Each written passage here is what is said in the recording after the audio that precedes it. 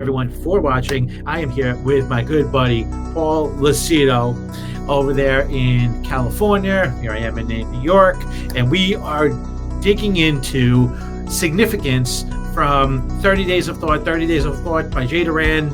If you haven't picked up, if you haven't heard about 30 Days of Thought, 30 Days of Thought is a book for you to read, write a little bit about it, and record a video.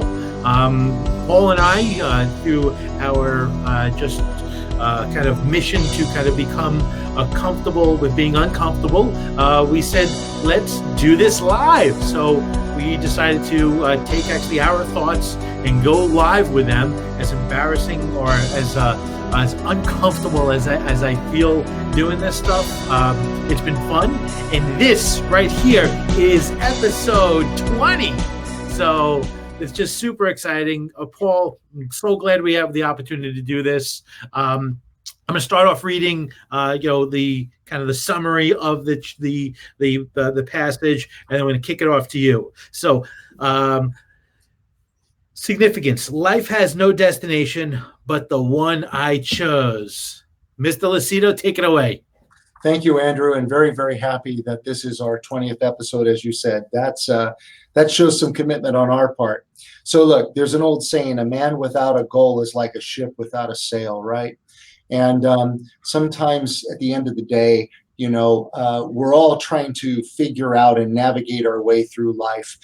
What I like about this particular episode, this particular chapter is, number one, it really deals with the meaning of life, is where Jay is attempting to go here. And while you and I are going to try to knock this out in less than 15 minutes, hopefully, I can spend a couple hours sitting around the campfire trying to contemplate this ideology, this point that Jay is trying to get across. So here's what we got. When you think of significance, you think about being reflective. You're reflecting upon yourself. Who am I? Where am I going? What impact have I made up until now? Did I in fact leave a legacy? These are things that we all ask, and we look into ourselves. But the crux of what this particular analogy is speaking to is it speaks to peering into the black mirror of darkness. And in some cases, the darkness of truth that we may, have to hate to admit to ourselves. It's a darkness that sometimes is uncomfortable. It goes back to stuff that has been suppressed in the basement. We are the sum of our experiences, and there are a lot of issues and scenarios and dynamics that tend to bubble up over the years. And so at the end of the day, most of us are looking for fulfillment. We're looking to fill a void or the proverbial bucket, if you will. We're always looking to find gratification and enlightenment. So, the bottom line is, what is life's meaning? What is your salvation? Where is my glory, as Jay was talking about? These are all really high-level questions that are not that easily answered. But sometimes this could theoretically fall into your faith, your beliefs, your core values, things that, stem from your upbringing. At the end of the day, much of which is provoked by unsettled emotion. I think he really keys on something there. A lot of these contemplations, when we do self-reflection, is sometimes very emotionally driven. I think that, there's something to be said about human connection, about emotions, cause and effect. We've talked about this before. So let's kind of just start to go there, because I think we need to have a conversation here. But again, will I be able to navigate my life course? And exactly where am I going? Do I have a destination in mind? And do I have a map to navigate my way there? So, Andrew.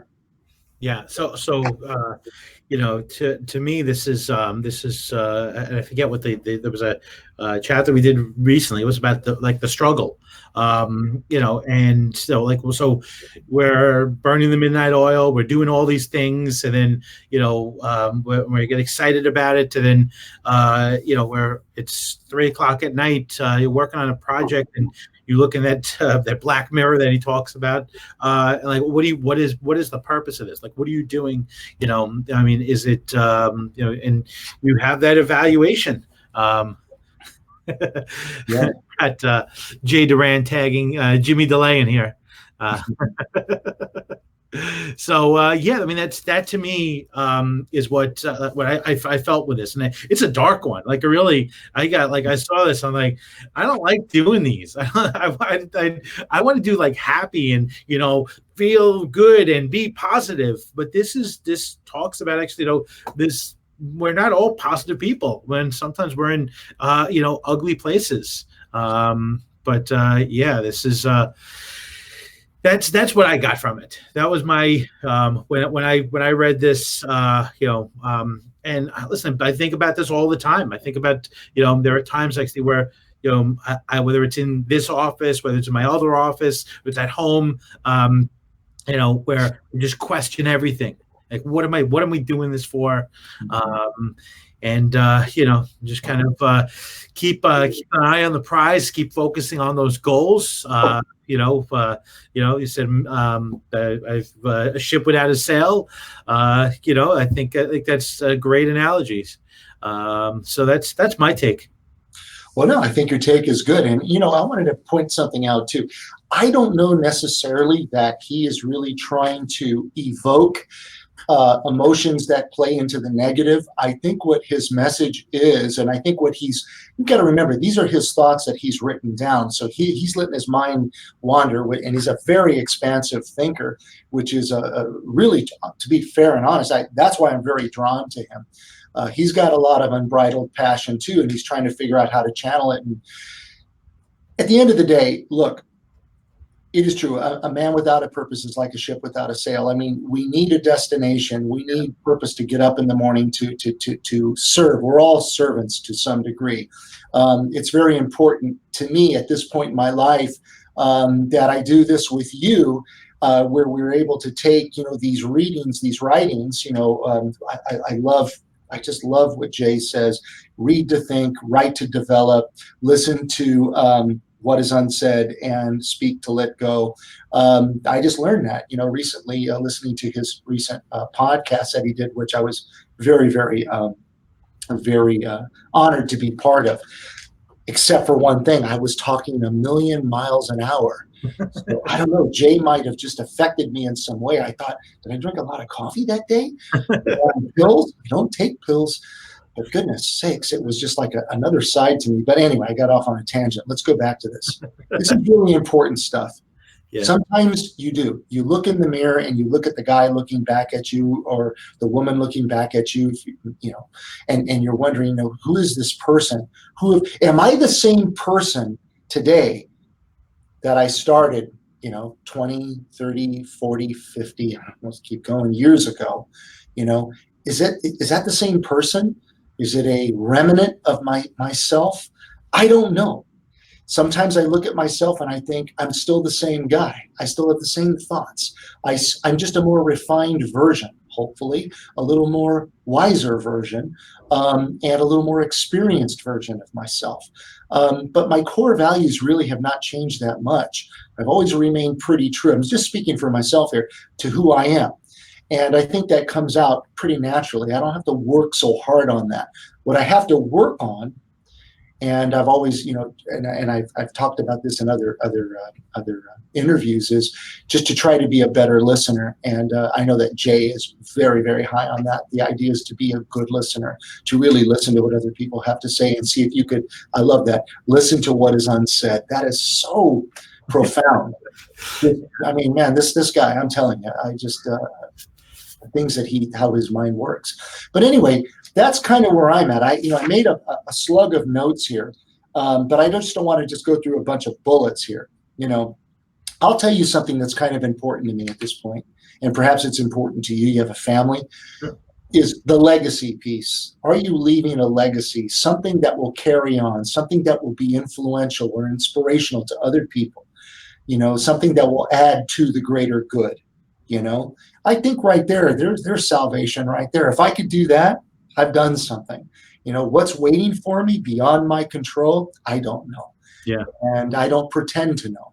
So I'm not doing this for some salvation down someday, after I perish off this planet and atoms disassemble, etc., and become part of the, stardust. I don't know. But while I'm here, while you're here, while we're all here, this is our opportunity to make a difference and have impact on one another as humans. We have to, establish a human connection.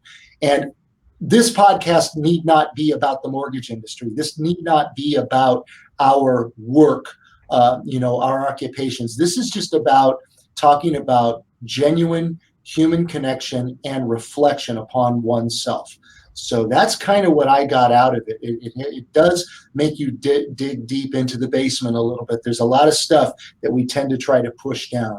Like I said in a past episode, like Rocky, remember? When Paulie came to Rocky and Rocky said, I've got all this stuff in the basement, and that stuff has a tendency to want to bubble up from your childhood, from your upbringing, from, your interaction with your spouse, your children. There's a lot of stuff. Yeah. And those are the things that you get better on. You have to face it. You get better on. Your principles don't change. You're like your core values, like you said, those don't change. Your principles and your core values don't change. You just get better at these interactions. And so one of the things I was talking to Jay the other day, your future self should think your current self is an a-hole. It comes down to, and because listen, you're like a-holes that that you like, because their principles and their core values are in sync with you, but they're still a-holes, whatever it is, whether it's the way they treat the server, or the way they interact with their spouse, the way they treat their employees, but whatever they are, they're a-holes, but you align with them from a core value. And that's actually where you're going to stay the same. You're just being less of an a-hole. And so you want your future self to look at your current self as being an a-hole. It's funny because I was a little bit of an a-hole the other day. I went on this leadership retreat. We went and raced cars, go-kart racing, and I love that. You were kicking ass. Well, I was a little bit of a maniac, to tell you the truth. I didn't know what the brake was for. I just was freaking on the gas, and I was having a really good time. And Kevin's a pretty aggressive driver too, KP. And, he comes and blindsides me, and he gets ahead of me. And so I got a little bit overzealous, and I went after him. But then he got into a jam around a turn, and I literally T-boned the living shit out of him, excuse my French. And I bounced clean off. And I got to tell you, my body feels like I literally was in a prize fight. It's amazing. My wife says, "Are you all right?" I said, "Do you have any CBD oil or something?" Because I got to tell you, I was feeling. But anyway, that was just an alter ego. That is what that was. But look, all jokes aside, I have to tell you something. For people that might be listening, and doggone it, I didn't bring the book today, but you need to pick up a book. 30 Days of Thought. Jay has really done a brilliant job. He talks about brilliance, and he is a brilliant individual.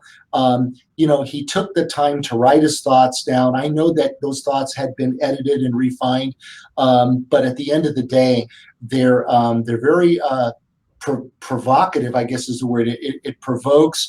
It provokes thought. It makes you question things. And, the old saying, Socrates, the unexamined life is not worth living. I really believe that to be the case. And, it's really true. I mean, to what end? What's the purpose? So while you're here, while you have your health, while you can do what you can to have impact, to help others, and you will grow too. I always say what we don't know, we'll learn together, and I'm always learning something about myself through other people, through interactions. So I really believe that this exercise you and I are doing, Jay gets a lot of kudos for helping bring that out a little bit. And again, 20th episode, that's pretty awesome. There's a commitment right there for you, Jay. That shows you that we really meant what we said. So hopefully we're doing you justice, and this makes you proud to understand and know.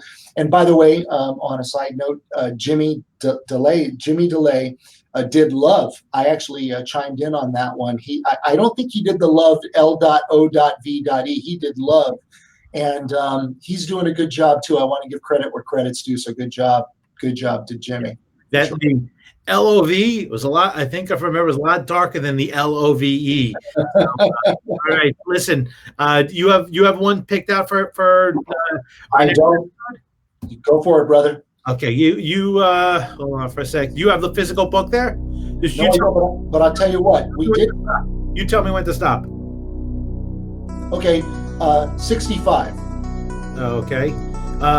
I got the digital book, so you just tell me when to stop. Stop.